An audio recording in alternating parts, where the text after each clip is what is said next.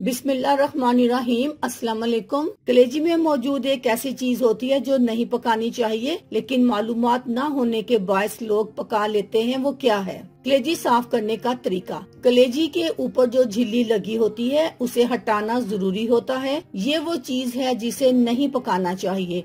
छुरी से हल्का सा चीरा लगाकर हाथ के अंगूठे की मदद से आहिस्ता आहिस्ता ये झिल्ली को उतार दे, फिर इसको पकाएं अपने हिसाब से। कलेजी की बदबू दूर करने के लिए एक बड़ा लहसुन लेके उसे बिना छिलका उतारे कुचल ले। अब इसे अच्छी तरह कलेजी पर लगाकर आधे घंटे के लिए रख दे। फिर इसे पानी से धोकर छलनी से छान ले ताकि सारा पानी निकल जाए। इसके बाद आप पकाएंगे तो कलेजी में बदबू नहीं आएगी। कलेजी पकाने से पहले तेल में 4 दाने मेथी दाने के डालने से भी इसकी बदबू दूर हो जाती है। कलेजी को बिना धोए इसमें लीमू निचोड़ के डाल दें, बीज समेत, और 15 मिनट के लिए छोड़ दें। फिर पानी से धोकर पकाएं। ऐसा करने से बदबू खत्म हो जाएगी। अल्लाह हाफिज।